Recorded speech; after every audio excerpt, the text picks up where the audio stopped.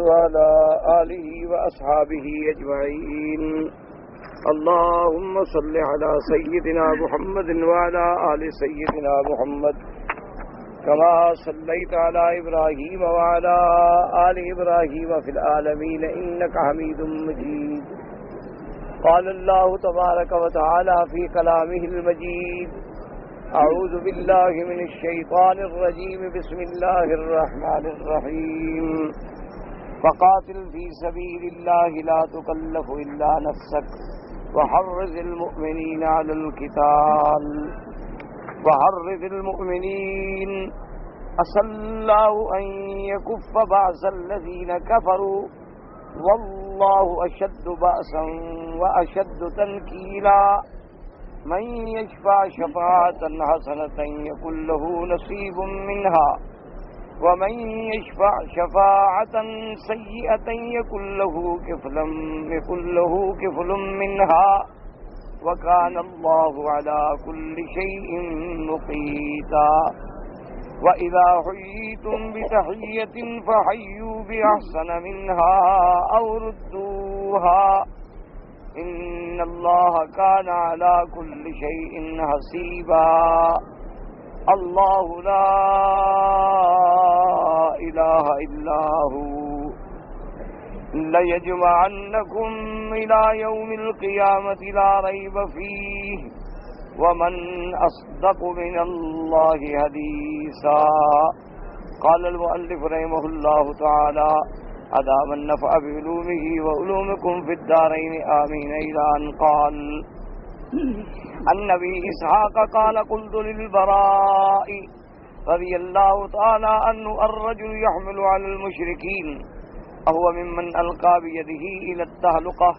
قال: لا، إن الله بعث رسوله صلى الله عليه وسلم وقال: فقاتل في سبيل الله لا تكلف إلا نفسك إنما ذلك في النفقة.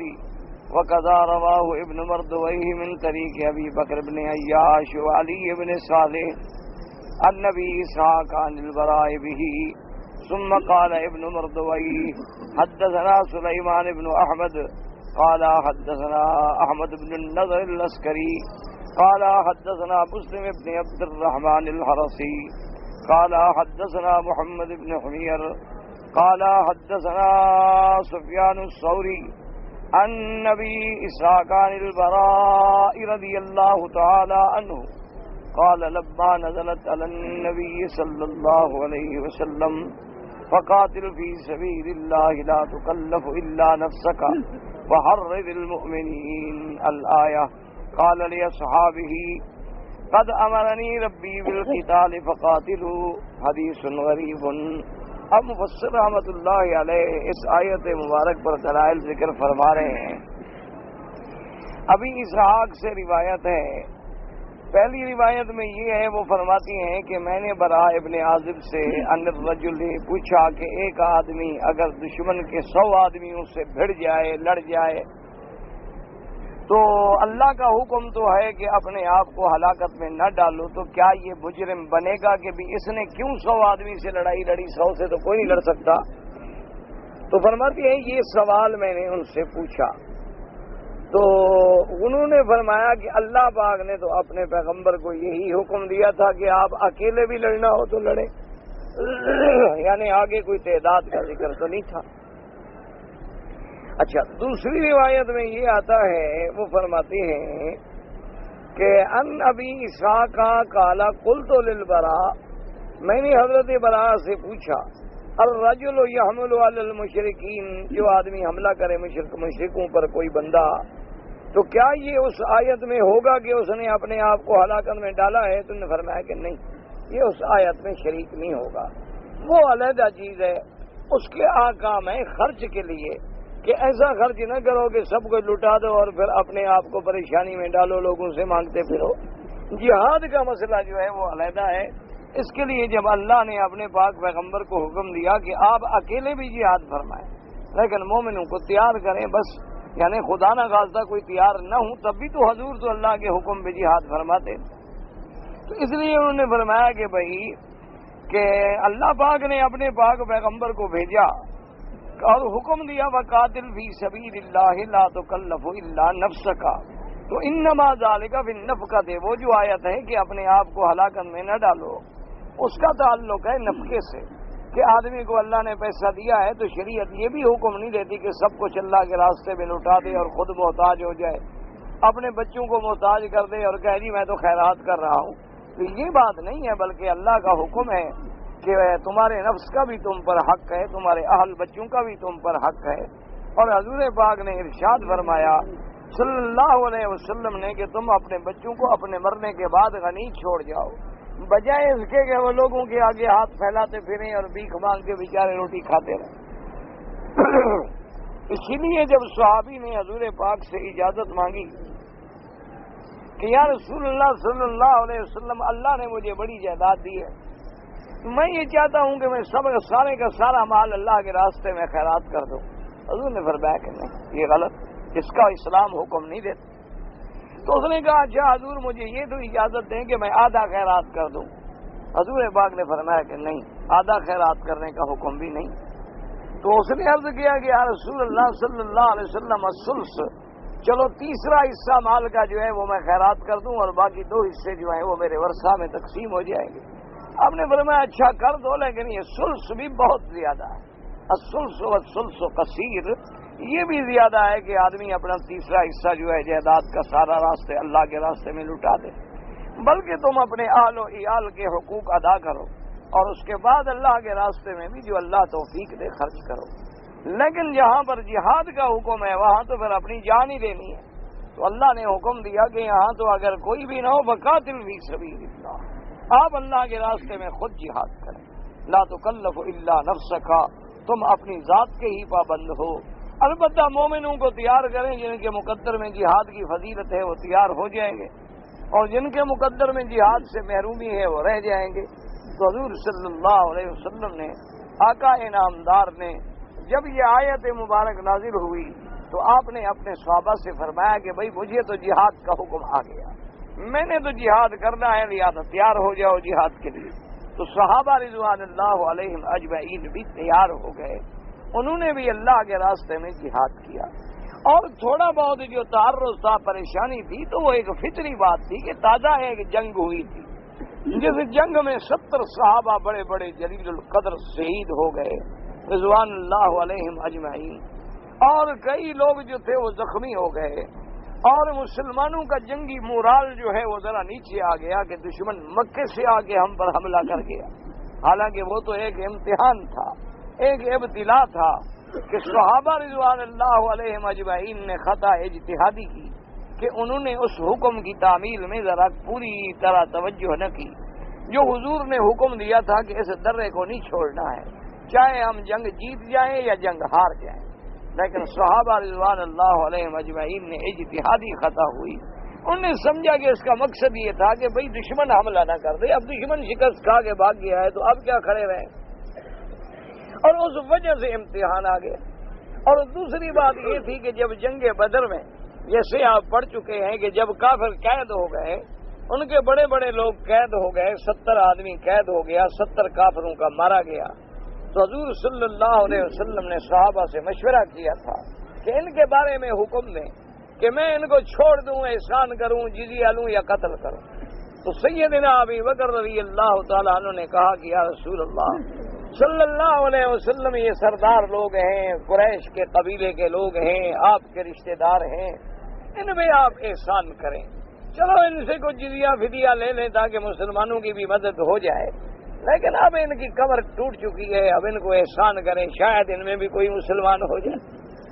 حضرت عمر رضی اللہ تعالیٰ عنہ سے پوچھا کہ یا امیر المومنین عمر، تمہاری کیا رائے ہے؟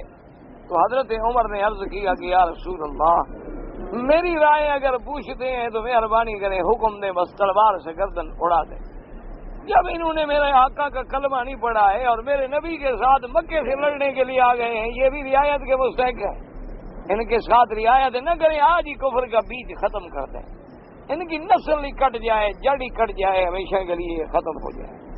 حضور صلی اللہ علیہ وسلم نے فرمایا کہ ابو بکر، تمہاری مثال تو ایسے ہے جیسے عیسیٰ علیہ السلام، کہ بھئی ان کی تعلیم بھی ہوتی تھی کہ اگر کوئی تھپڑ مارے تو دوسرا گال سامنے کر دو، کہ اچھا بھائی ادھر سے بھی مار لو، تم اپنا غصہ ٹھنڈا کر دو۔ اور فرمایا تمہاری مثال تو وہی نوح علیہ السلام کی ہے، انہوں نے بھی کہا تھا کہ رب لا تذر علی الارض من الکافرین دیارا، اللہ اب زمین پہ کوئی کافر نہ چلے۔ انہوں نے کہا عمر تمہارے اندر بھی وہی جلال ہے، لیکن میں بہرحال رحمت للعالمین ہوں، میں مہربانی کروں گا۔ تو حضور نے چھوڑ دیا تو اللہ کی طرف سے امتحان آ گیا۔ اللہ نے فرمایا کہ تم نے 70 قیدی چھوڑ دیا ہے، اب ہم نے آپ پر بس تنبیہ پہ اکتفا کیا، لیکن ان کے بدلے میں 70 آپ کے بھی شہید ہو۔ تو اس لیے جنگ احد میں اتنا بڑا واقعہ پیش آ گیا۔ تو یہ اللہ کے اختبار تھے، امتحان تھے، بلائے عظیم تھی جس سے صحابہ گزرے تھے۔ تو اس لیے صحابہ کی طبیعت میں ذرا کمزوری ہونا فطری بات، لیکن جب حضور نے حکم دیا، فرمایا کہ میں جہاد کے لیے تیار ہوں، سب صحابہ جہاد کے لیے تیار ہو گئے۔ اور اللہ نے بھی اپنا وعدہ پورا کر دیا کہ صلی اللہ علیہ کف باس الذین کفروا، اللہ نے فرمایا کہ قریب ہے کہ اللہ کافروں کو روک دیں تو تمہارے مقابلے بھی نہیں آ سکے۔ تو حضور صلی اللہ علیہ وسلم اپنے وعدے کے مطابق بدر صغریٰ یعنی دوسری دفعہ بدر میں پہنچے، لیکن مشرکین مکہ کو ہمت نہ ہوئی۔ اللہ نے ان کے دلوں میں رعب ڈال دیا، کیونکہ وہ مقام بدر سے ڈر گئے۔ انہوں نے کہا بھی یہاں تو جانے سے ہم پہلے بھی تباہ ہو گئے، تو لہذا ہم بدر میں تو لڑائی نہیں لڑتے۔ تو وہ رک گئے، لیکن حضور صلی اللہ علیہ وسلم تشریف لے گئے۔ اور اللہ نے یہ بھی فرما دیا کہ میرے مدنی صلی اللہ علیہ وسلم اگر آپ جہاد نہ کریں اور مسلمان جہاد نہ کریں تو اللہ و شد باسن و شد تنقیرا، تو اللہ کی پکڑ تو سب سے زیادہ شدید ہے۔ ہم تو خود کافروں کو پکڑ لیں گے، ہم خود عذاب دینے پہ قادر ہیں، ہم خود کافروں کو برباد کرنے پہ قادر ہیں، ہم ان کو مٹا دینے پہ قادر ہیں۔ یہ تو جہاد ہم نے تمہاری امت کے لیے درجات کی بلندی کا ذریعہ بنایا ہے، ورنہ اگر اللہ چاہے تو سارے کافر کن فیکون سے ہی مر جائیں۔ اللہ تبارک و تعالیٰ چاہے تو کافروں پہ ایک بجلی گرے اور سب تباہ ہو جائے، اللہ چاہے تو کافر بیٹھے بیٹھے زمینوں میں دھنس جائے، اللہ کے آگے کیا مشکل ہے؟ لیکن اللہ نے ایک راستہ رکھا ہے کہ مسلمان جو ہے وہ جب جہاد میں آئیں گے، کوئی غازی بنے گا، کوئی شہید بنے گا، کوئی زخم کھائے گا، اور کسی پر صبر و مشقت کے امتحان گزریں گے، کوئی بچے یتیم ہوں گے، عورتیں بیوہ ہوں گی، پھر ان پر جو مصیبتیں پڑیں گی ان پہ صبر کریں گی۔ ایک نظام عالم ہے جو اللہ نے بنایا ہے، ورنہ اللہ تبارک و تعالیٰ تو چاہے تو کافر کیا ہے، سارے کے سارے کافر یعنی کلمہم بالبصر، ایک پلک جھپکنے سے پہلے ختم ہو جائے۔ اسی لیے ایک دور آئے گا جب اللہ تبارک و تعالیٰ اپنے دین کو غالب فرمائیں گے، تو حدیث مبارک میں آتا ہے کہ ایک دابہ نکلے گی۔ دابہ کا معنی ہے کہ ایک جانور نکلے گا۔ البتہ اس میں حدیثوں میں اختلاف ہے، بعض روایات مبارک میں تو یہ ہے کہ وہ یمن کے علاقے سے نکلے گا، اور بعض روایات مبارک میں ہے کہ بادیہ یمن کی ایک صحرائی علاقے سے نکلے گا، اور بعض روایات میں یہ ہے کہ یہ جانب الرکن جو ہے کعبۃ اللہ کا باب دار بنی مخزوم کی طرف سے نکلے گا۔ لیکن صحیح روایات یہ ہیں کہ جو سیاہ کے اندر بھی روایات ملتی ہیں کہ وہ دابہ نکلے گی اور جبل صفا، جہاں سے ہم صفا مروا دوڑتے ہیں نا، یہ صفا کی پہاڑی، اس کے اندر سے ایک جانور نکلے گا۔ اب اس جانور کے جسے میں بھی بڑے اختلافات ہیں۔ بعض علماء نے یہ بھی لکھا ہے کہ اس کا سر جو ہے وہ تو ایسے ہوگا کہ جیسے کسی بیل کا سر ہوتا ہے، اور اس کا رنگ ایسے ہوگا جیسے چیتے کا رنگ ہوتا ہے، اور اس کا سینہ جو ہے وہ ایسے ہوگا جیسے شیر کا سینہ ہوتا ہے، اور اس کے 4 پاؤں ہوں گے، اور قد جو ہے 60 ذراع 60 ہاتھ بلند ہوگا۔ اور وہ جانور جو ہے یتکلمہم، وہ کلام بھی کرے گا۔ تو جب وہ جانور نکلے گا تو اس کے بعد ایک روایت میں آتا ہے ماہ خاتم سلیمان و عصا موسیٰ، کہ وہ موسیٰ علیہ السلام کا عصا اور حضرت سلیمان علیہ السلام کی خاتم جو ہے وہ بھی اس کے پاس ہوگی، اور اس کے بعد وَيَخْتُمُ عَلَىٰ أَنْفِ الْكَافِرِ، کافر کے ناک پہ مہر لگا دے گا کہ یہ کافر ہے، اور پھر واضح ہو جائے گا کہ ھذا مؤمن وھذا کافر۔ پھر اس کے بعد دور آئے گا کہ پھر یاجوج ماجوج کا اخراج ہوگا، پھر نزول عیسیٰ ابن مریم ہوگا علیہ الصلاۃ والتسلیم، اور جب عیسیٰ علیہ السلام آسمانوں سے اتریں گے تو اس وقت اللہ دین کو اتنا غالب کر دیں گے کہ پھر بس یا اسلام یا تلوار، اور پھر عیسیٰ علیہ السلام یقتل الدجال، وہ دجال کو قتل کریں گے، وَيُكْسِرُ الصَّلِيبَ، اور صلیب کی شوکت کو توڑ ڈالیں گے، یعنی یہود اور نصارہ دونوں کے فتنے کو مٹا ڈالیں گے، اور اس کے بعد وَيَضَعُ الْجِزْيَةَ، اور جزیہ ختم کر دیں گے کہ بس اسلم، اسلام لے آؤ ورنہ تلوار سے مقابلہ کرو۔ اور حدیث مبارک میں آتا ہے یملأ الارض عدلا وقسطا، اور پوری دنیا میں پھر عدل و انصاف کا دورہ ہو جائے گا، اور زمینیں اپنی برکات اگلے گی، آسمان سے رحمتیں برسیں گی، اور عیسیٰ علیہ السلام کا دور جو ہے وہ دور رحمت ہوگا، اور تقریباً 40 سال عیسیٰ علیہ السلام کا وہ دور رہے گا، اور اس کے بعد پھر عیسیٰ علیہ السلام پہ موت آئے گی، اور اس کے بعد دفن ہوں گے فی روضۃ النبی المصطفیٰ صلی اللہ علیہ وسلم، سیدنا محمد مصطفیٰ صلی اللہ علیہ وسلم کے روضہ مبارک میں آپ کی قبر مبارک کے ساتھ دفن ہوں گے۔ تو اللہ تبارک و تعالیٰ وہ وقت تو لائیں گے، اس لیے ایک صحیح حدیث میں آتا ہے کہ اللہ دین کو غالب کریں گے۔ فرمایا لا بیت مطر ولا وبر الا ادخلہ اللہ الاسلام بعز عزیز او بذل ذلیل۔ فرمایا دنیا میں کوئی پکا کچا گھر باقی نہیں رہے گا، کوئی خیمہ باقی نہیں رہے گا، مگر اسلام داخل ہو کے رہے گا۔ اسلام چاہے وہ اگلے عزت سے قبول کریں یا ذلیل ہو کے قبول کریں، لیکن اسلام کا غلبہ ہوگا۔ اس لیے کبھی کبھی حیرت ہوتی ہے کہ دیکھیں نا، دنیا میں پہلے یہودی جو تھے بڑے متفرق ہوتے گئے، پھٹتے گئے، کوئی جا کے کہیں ایشیا میں، کوئی جرمنی میں، کوئی رشین میں، کوئی کہاں پھیلے ہوئے تھے۔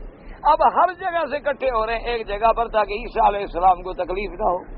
شاید اللہ تبارک و تعالیٰ کی حکمت یہ ہے نا کہ اللہ کے پیغمبر کو دور دور جانا پڑے ان بختوں کو مارنے کے لیے، تو سب کو اللہ تبارک و تعالیٰ اکٹھا کر کے شاید ایک جگہ رکھ لیں گے، کیونکہ تاکہ ان کی ہلاکت اور بربادی میں آسانی ہو جائے۔ کیوں کوئی مشکل تو نہیں ہے، ایسے پہلے قوموں پہ عذاب گزر چکے ہیں کہ پہلی قومیں جو تھی دیکھا کہ بادل آ گیا، ھذا عارض ممطرنا، انہوں نے کہا یہ بادل ہے برسے کا، ہم اس کے پانی سے فائدے اٹھائیں گے۔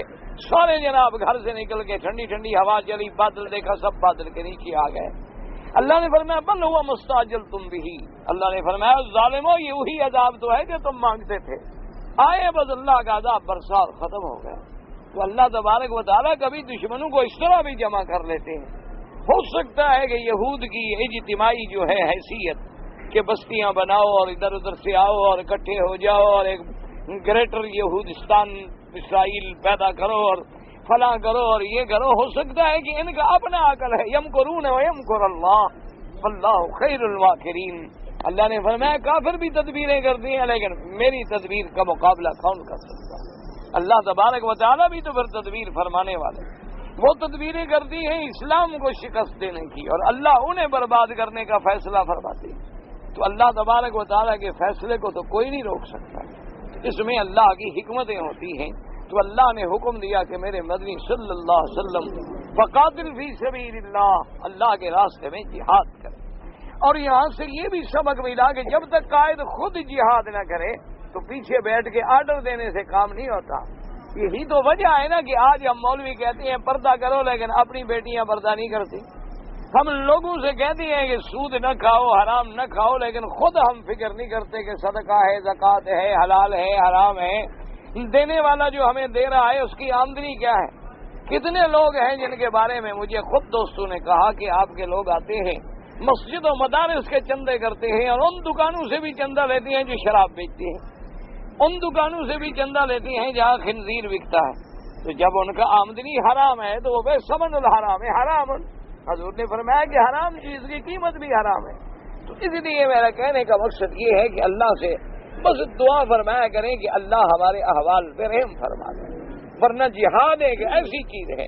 اسی لیے آپ دیکھیں کہ جب انگریز نے، جب استعمار نے ایشیا پہ قبضے کرنے کا ڈیرا ڈال دیا اور اپنے فرنگی چالوں کے ساتھ مسلمانوں کو پورے ہند پہ پنجے گاڑ دیے، تو اس کو مضبوط کرنے کے لیے قادیانی جیسے دجال پیدا کرنے پڑے۔ یہ سارے ان کے لگائے ہوئے بوٹے تھے، یہ سارے انگریز کے لگائے ہوئے فتنے ہیں۔ ان کے آنے سے پہلے آپ تاریخ اٹھا کے دیکھ لیں کہ کہیں کوئی جھگڑا ہوا ہے، کہیں کوئی لڑائی ہوئی ہے۔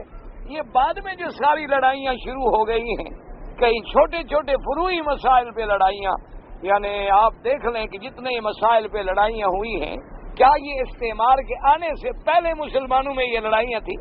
کہیں بھی کوئی لڑائی نہیں تھی۔ اصل وجہ کیا تھی کہ دشمن نے کسی کو جان کر اور کسی کو نہ کرنا.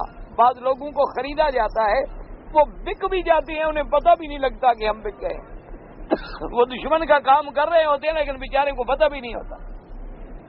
وہ سمجھتے ہیں کہ ہم دین کا کام کر رہے ہیں، وہ سمجھتے ہیں کہ ہم اسلام کی آبیاری کر رہے ہیں، وہ سمجھتے ہیں کہ ہم اسلام کی خدمت کر رہے ہیں، اور در پردہ انہیں کافر استعمال کر رہے ہوتے ہیں اپنے مقصد کے لیے. ان بیچاروں کو سمجھ ہی نہیں آتا، پتہ بھی ایک مسجد پہ لڑائی شروع ہو جائے گی، اسی طرح کے آمین زور سے کہیں کہ ایسا کہیں، اسی پہ لڑائی شروع ہو جائے گی. حالانکہ اس کے حقیقت یہ کوئی ایسے مسائل نہیں تھے کہ جس میں آدمی لڑے. یہ تو سارے زیادہ سے زیادہ اعلیٰ، اولا، افضل، اور کسی امام کے نزدیک یہ اولا ہے، کسی کے نزدیک یہ اولا ہے، ورنہ سب جو ہے متبع ہیں سنت محمد مصطفیٰ صلی اللہ علیہ وعلا آلہ وصحابہ وسلم تسلیما کثیرا کثیرا تھے. تو اس کی وجہ کیا ہے کہ مسلمانوں میں جذبہ جہاد جو تھا وہ ختم ہو گیا. مسلمانوں کی عزت جو اللہ نے رکھی تھی وہ جہاد میں تھی. اس لیے اللہ نے فرمایا کہ لا یستوی القاعدون من المؤمنین، کہ ایک بیٹھنے والا ہے ایک جہاد کرنے والا ہے، یہ برابر ہو سکتے، ایک کبھی برابر نہیں ہو سکتے. اسی لیے اللہ تبارک و تعالی نے فرمایا کہ مومن کے لیے، مومن کا اور مجاہد کا یہ مقام ہے کہ جب دوبارہ زندہ ہوگا اللہ فرمائیں گے کہ تمنا کوئی خواہش کرو، کیا چاہتے ہو؟ وہ کہے گا اللہ میاں مجھے پھر دنیا میں بھیجو، مجھے پھر زندہ کرو، میں پھر تیرے راستے میں جہاد کروں. تو جہاد کا جذبہ ایسا تھا کہ صحیح حدیثوں میں آتا ہے کہ جس دن میرے آقا نے سرکار مدینہ صلی اللہ علیہ وسلم نے جنگ احد کے لیے حکم دیا تو بعض صحابہ کا یہ عالم تھا کہ دوڑ رہے تھے اور کہتے تھے بھائی جلدی آؤ جلدی آؤ، انی لاجد ریح الجنت من قبل احد. خدا کی قسم مجھے تو احد کی طرف سے جنت کی ہوائیں آنی شروع ہو گئی. معلوم ہوتا ہے کہ میں نے جنت میں جانا ہے. کہ جب تک یہ جذبہ برقرار رہا، کفر سر نگوں رہا، اسلام سر بلند رہا. اسلام نے 22 لاکھ مربع میل پہ اپنے پرچم گاڑ دیے.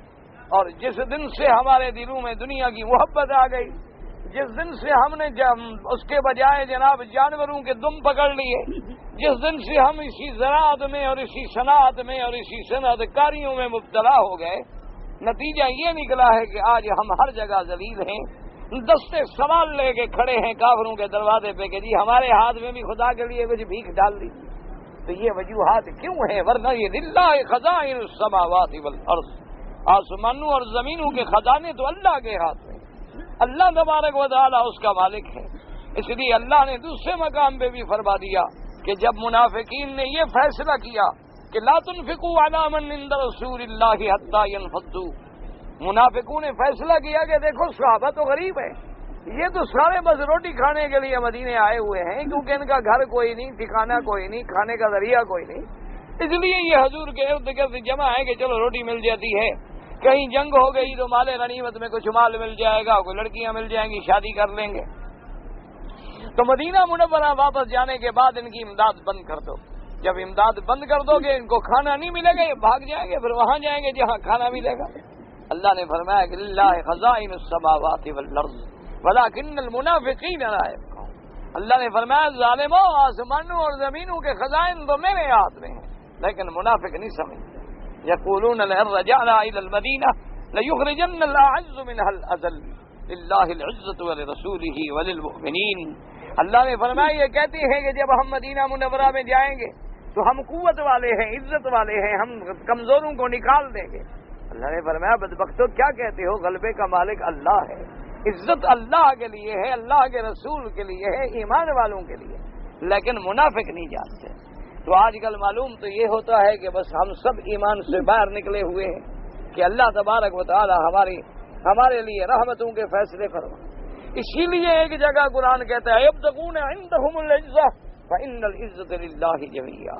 کیا تم کافروں کے پاس غلبہ ڈھونڈتے ہو؟ غلبے کا مالک تو میں ہوں. اس لیے حکم فرمایا فقاتل فی سبیل اللہ لا تکلف الا نفسک.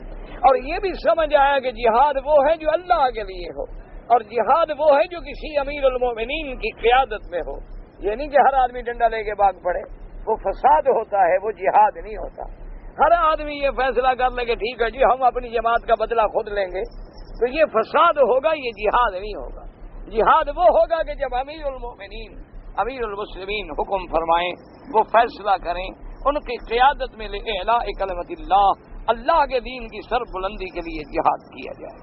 وقوله تبارک و تعالی وحرض المؤمنین ای علی القتال ورغبهم فیہ وشجعهم علیہ کما قال لهم صلی اللہ علیہ وسلم یوم بدر وهو يصف الصفوف وقوموا الى جنۃ عرضها السماوات والارض۔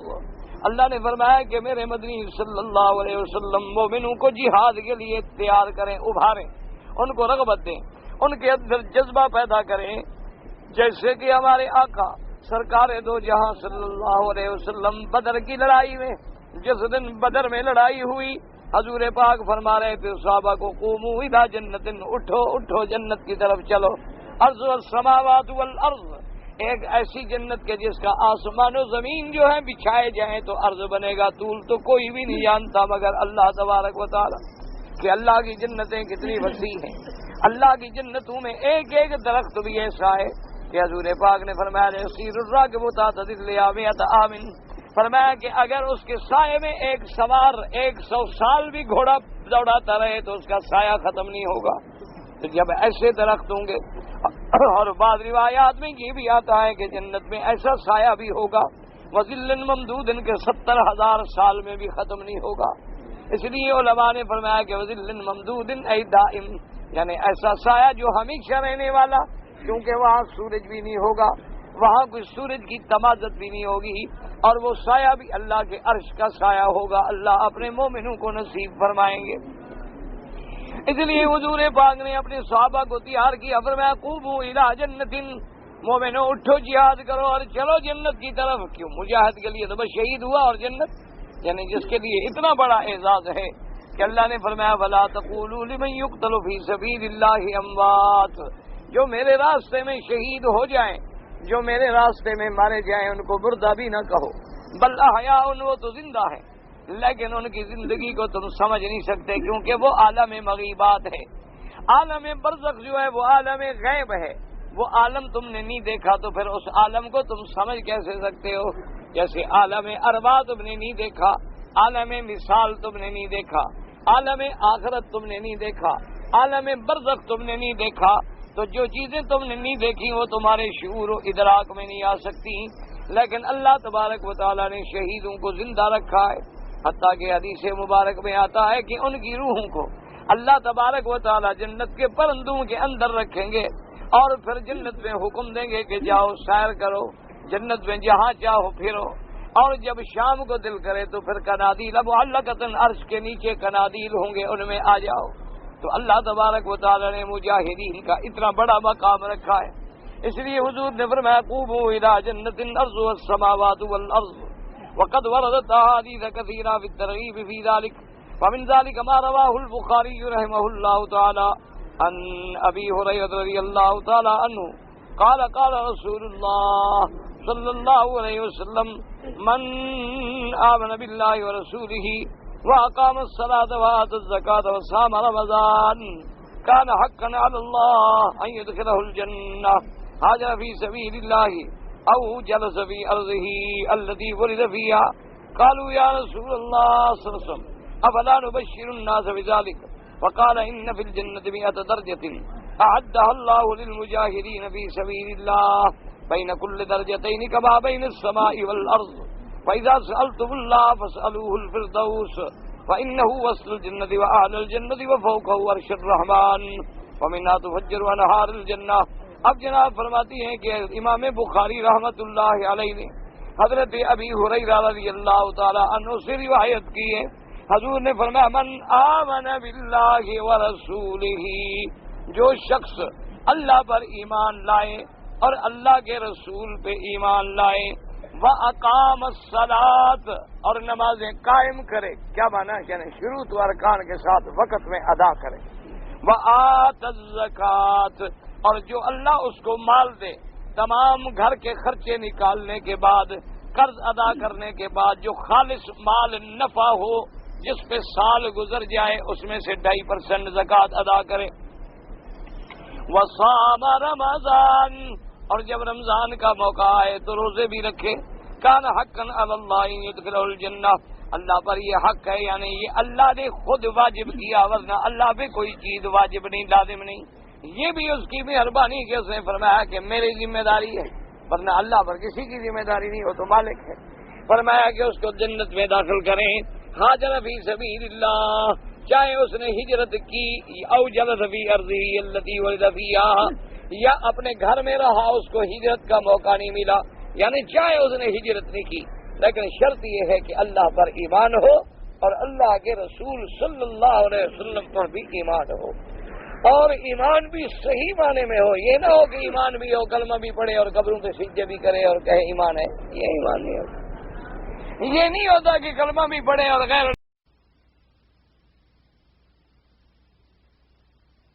نہیں، وہ تو ایمان نہیں، وہ تو شرک ہے سیدھا۔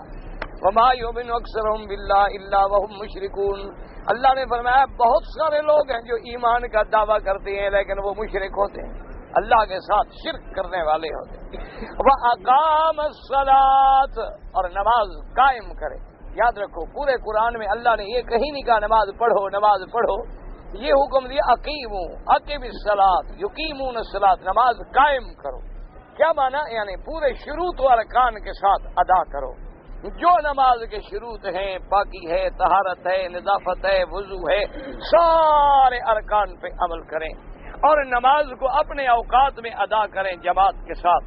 یہ نہیں ہے کہ بھئی رات کو سو گئے اور نیند کھلی تو صبح پڑھ لی، اور پھر مرضی آئی تو جناب عصر کے قریب ظہر پڑھ لی اور مغرب کے قریب عصر پڑھ لی، نہیں، اپنے اپنے وقت میں نماز کو ادا کریں۔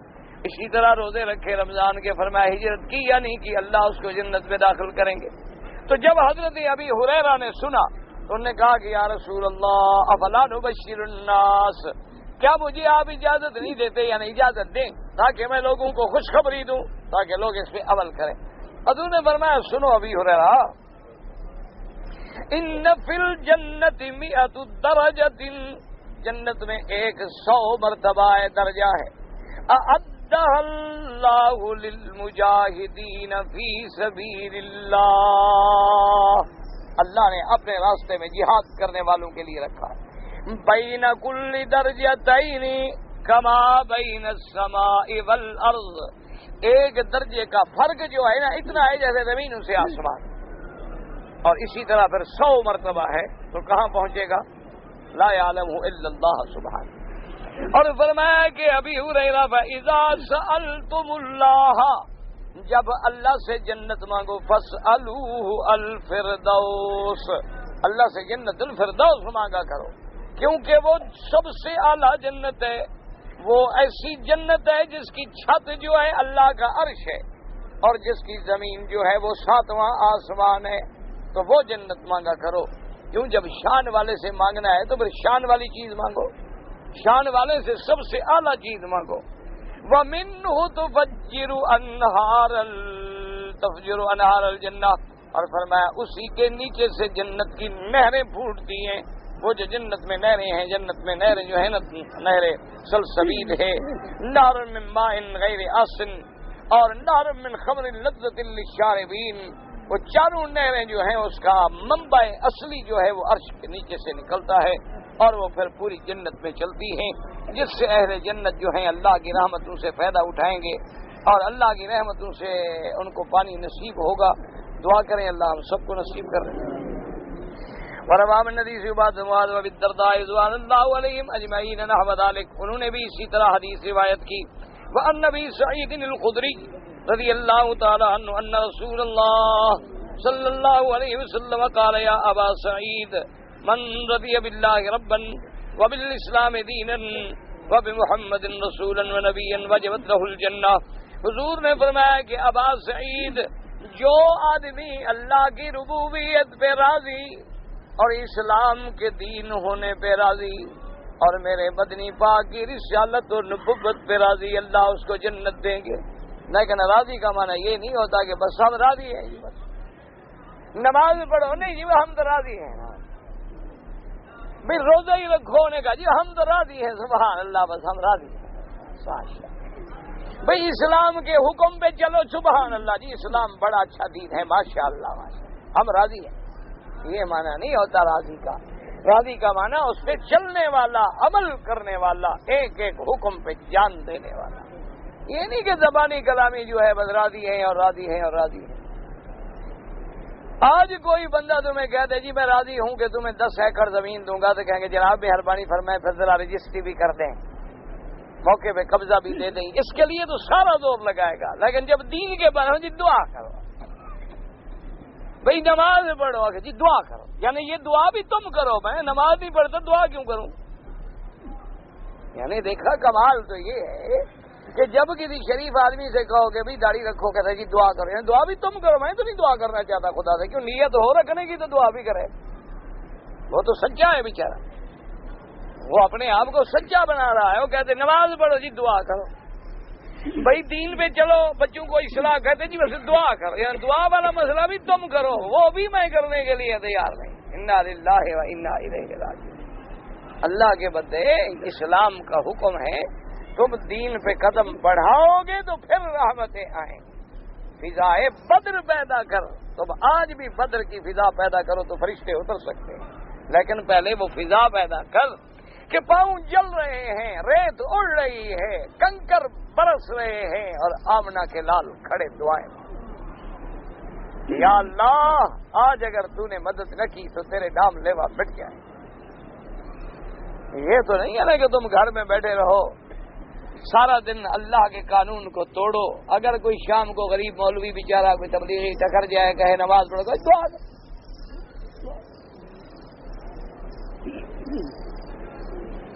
اللہ کے بندے یاد رکھو، جب تک ایک ڈاکٹر سے نسخہ لیتے ہو اس نسخے کو تو تم چوم کر آنکھوں سے لگا کے جیب میں رکھ لو. کیا خیال ہے پیدا ہو جائے؟ 15 دن کے بعد جاؤ ڈاکٹر کے پاس، کہو جناب میری تو بیماری بڑھ گئی حضرت، کوئی فائدہ نہیں ہوا. اس نے کہا میں نے نسخہ جو لکھ دیا. نے کہا کمال ہے جناب، 5 دفعہ تو آنکھوں پہ لگاتا ہوں دن میں، چومتا ہوں حضرت، باقاعدہ سر پہ رکھتا ہوں، میں قربان آپ کے نسخے پر. سبحان اللہ. وہ کہے حضرت میں نے نسخہ اس چومنے کے لیے نہیں دیا تھا، یہ دوائیں لو استعمال کرو پھر میرے پاس آؤ، چومنے سے کیا فائدہ ہو جائے گا؟ اچھا. اس نے کہا میں نے سمجھا قرآن صرف چومنے کے لیے اترا ہے. اب جناب جا کے دوائیں خریدی. اس نے کہا یار ڈاکٹر نے لکھا ہے 2 گولیاں 8 گھنٹے کے بعد، تو 3 دفعہ 6 گولیاں کھانی پڑیں گی. ٹھیک ہے انہیں کھا لے، خام خواہ بھول جاؤں، ڈاکٹر کے کہنے پہ ایک ہی دفعہ عمل کر رہا ہوں نا، تو کیا خیال ہے مرے گا بچے گا؟ ڈاکٹر نے کہا تھا ابھی کھٹی چیزیں نہیں کھانی. اس نے کہا یار دیکھو کیا فائدہ ہے، ڈاکٹر تو ایسے کہتے رہتے ہیں کھٹی چیز کیا کرتی ہے، لے آؤ بھی پیو.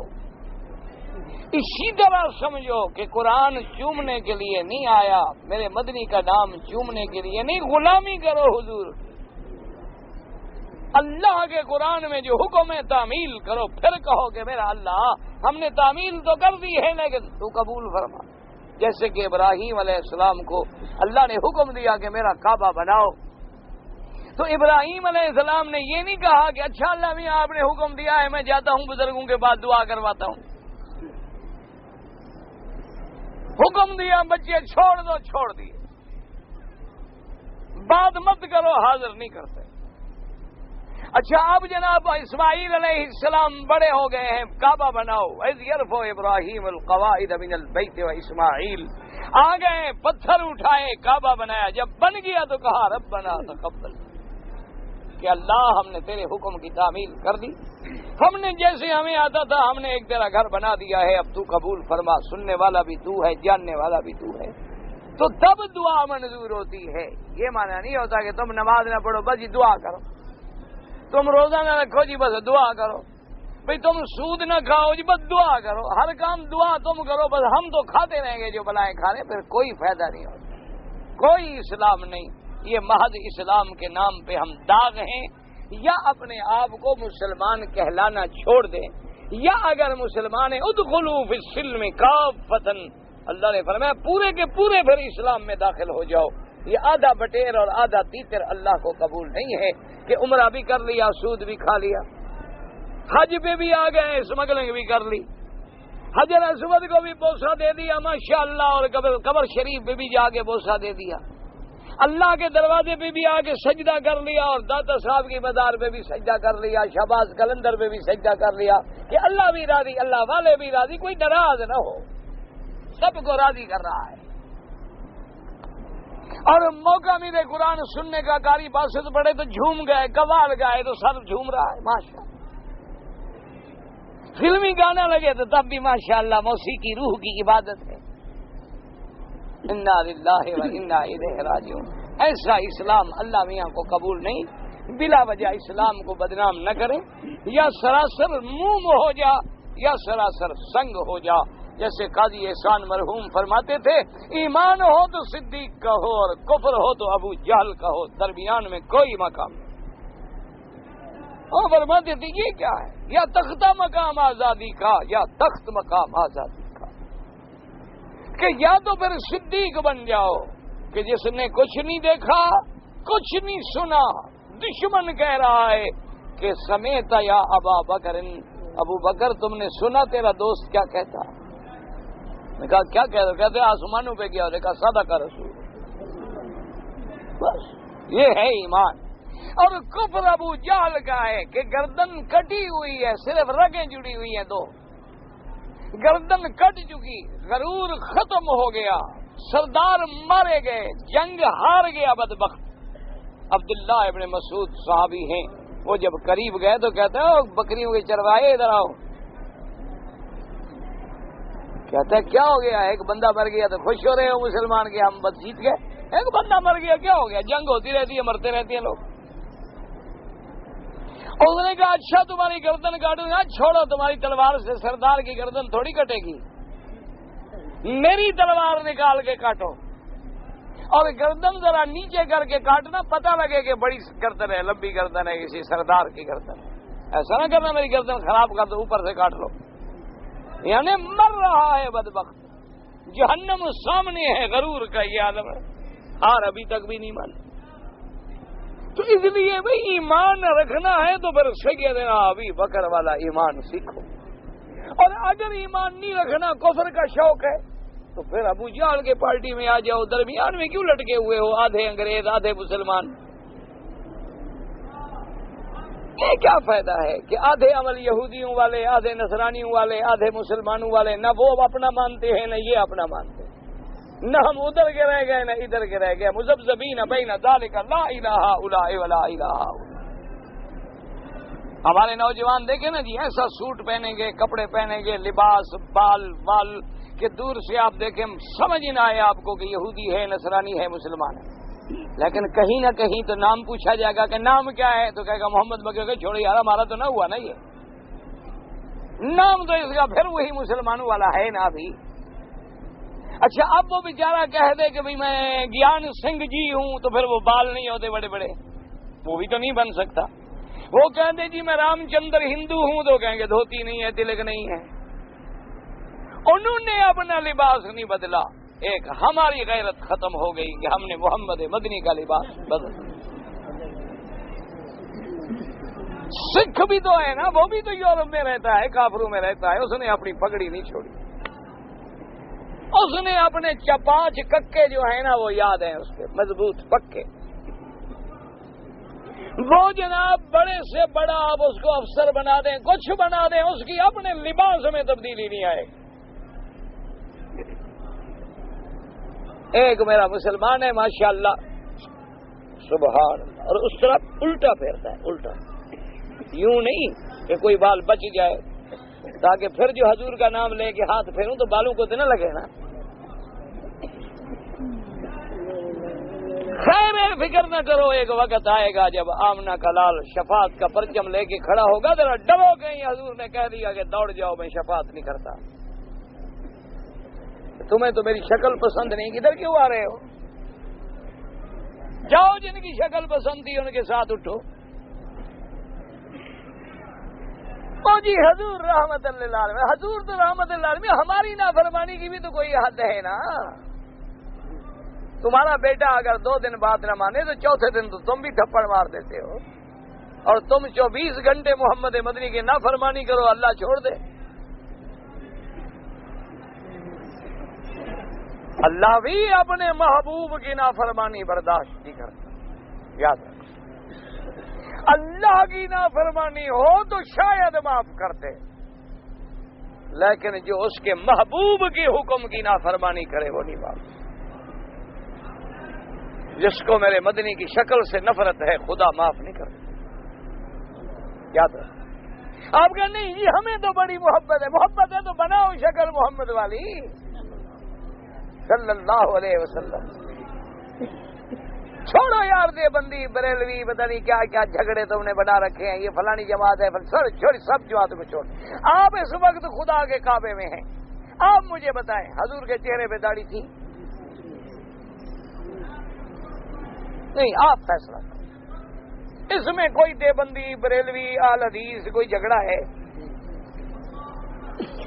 آپ کہتے ہیں نا جی ہم کیا کریں جی مولوی ہمیں لڑا رہے ہیں. جی آپ چھوڑیں لڑائی والی باتیں چھوڑیں, آپ چھوڑ دیں سارے جماعتوں کو. مجھے آپ خود کعبے میں فیصلہ کریں کہ آمنہ کے لال سرکار دو جہاں رحمت للعالمین اور 1,24,000 نبی, کوئی پیغمبر بغیر داڑھی کے تھا؟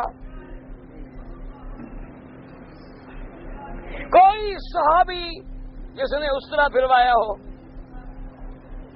کوئی اللہ کا اولیاء اللہ ولی اللہ ہو جس نے داڑھی پہ اس طرح پھروایا ہو؟ اگر آپ کے علم میں ہے تو آپ مجھے بتائیں. اور اگر نبی صدیق شہید صلحاء اولیاء کی شکل ایک طرف ہے اور تیری ایک طرف ہے تو کس کے ساتھ اٹھو گے قیامت میں؟ چھوڑو جھگڑے جی بریلوی ہے جی فلانا ہے, یوں کچھ نہ کہو, ان کو رہنے دو. یہ جھگڑے اپنے گھر میں رہنے دو. آپ موٹی موٹی باتیں مجھے بتائیں. ایک نماز میرے مدنی نے چھوڑی ہے, ایک نماز ایک.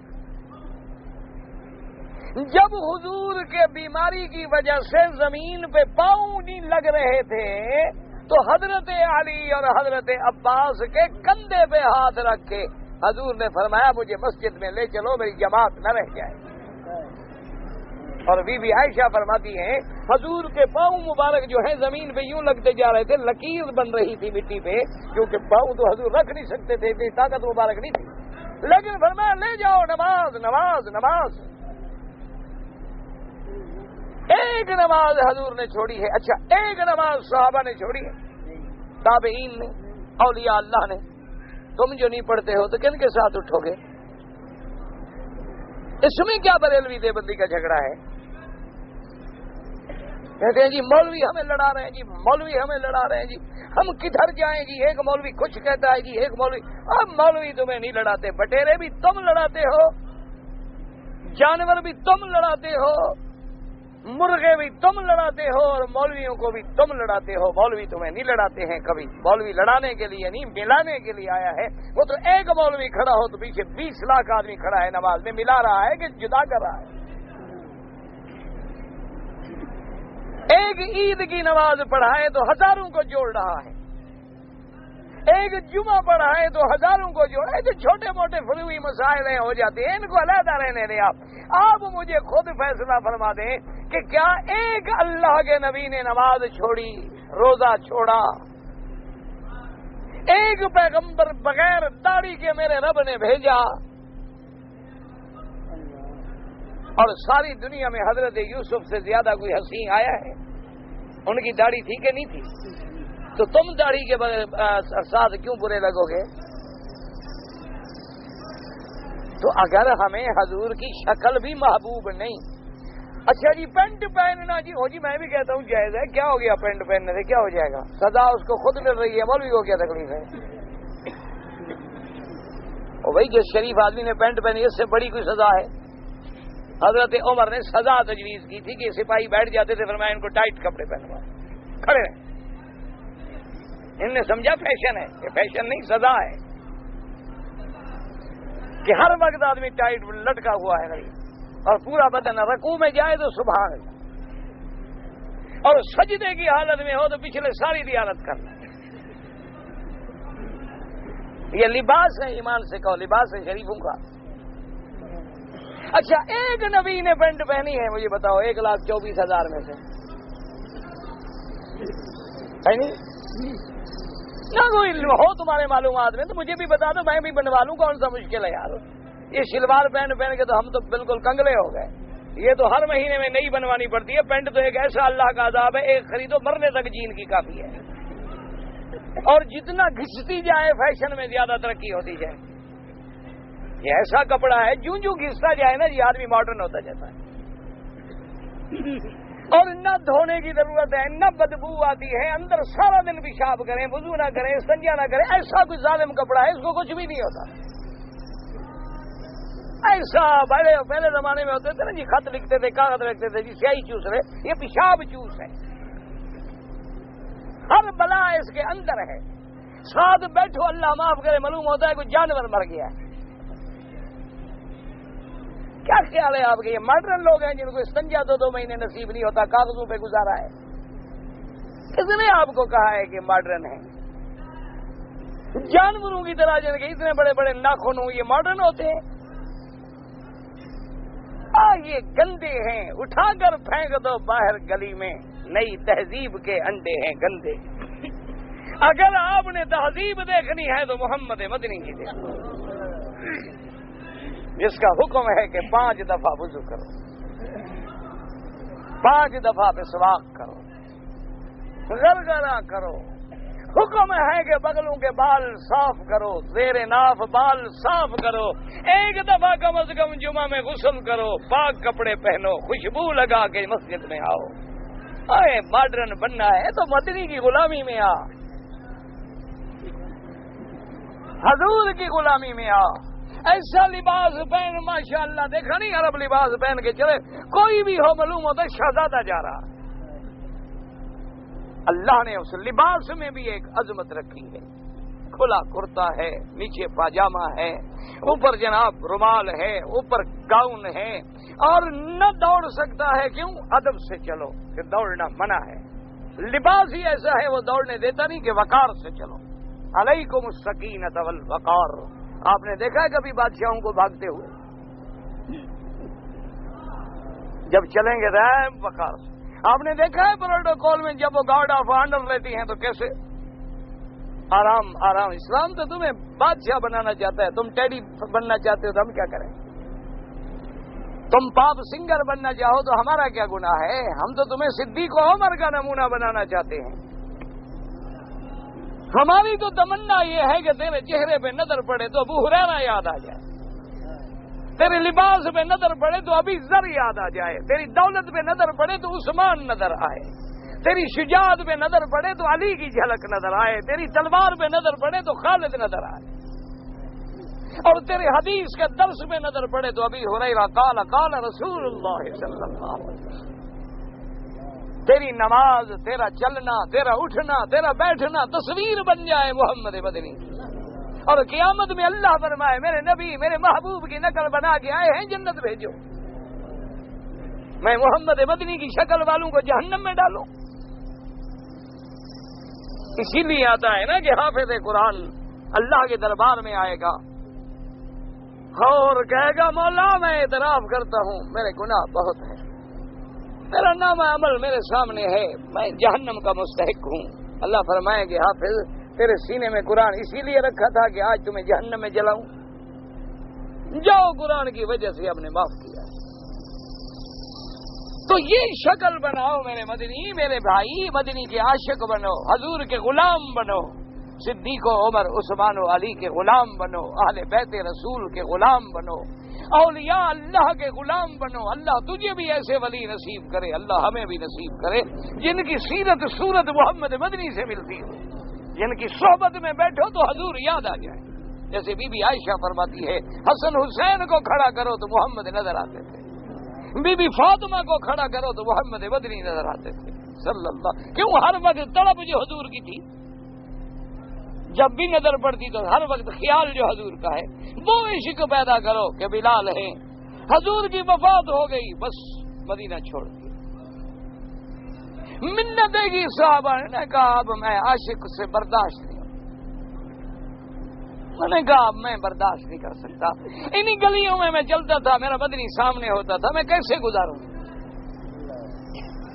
یہ عشق پیدا کرو، یہ جھگڑے وگڑوں میں نہ رہو کہ چھوٹے مسئلے پہ جھگڑا ہو، جی بریلوی یوں کہتے ہیں، جی فلانا یوں کہتا ہے۔ تمہیں اللہ نے خود عقل نہیں دیا، تمہیں خود سمجھ نہیں ہے کہ اللہ کے نبی ساری دنیا کے سجدوں سے چھڑانے کے لیے آیا اور ایک سجدہ بتلانے کے لیے، کس کتنے کو پتہ نہیں ہے؟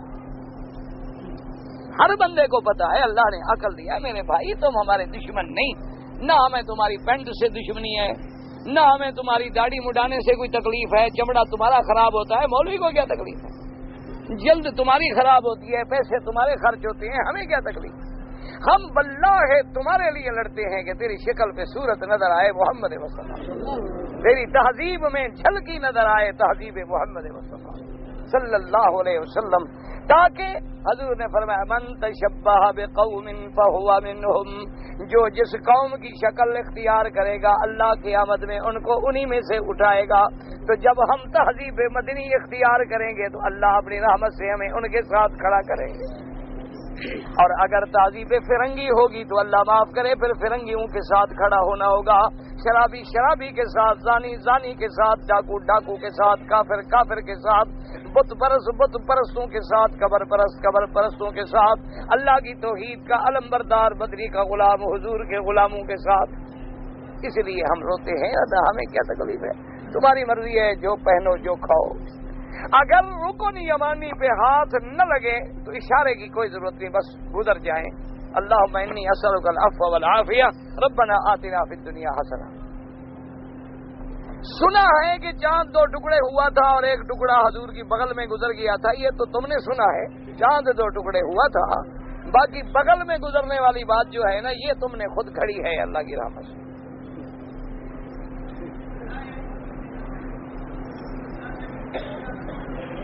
اللہ کے بندے, چاند اوپر 2 ٹکڑے ہو گئے یا نیچے آ گیا تھا؟ مقصد ہی یہ تھا کہ اتنی اونچی چیز ہے جہاں کوئی نہیں پہنچ سکتا, اس کو 2 ٹکڑے کر کے دکھاؤ.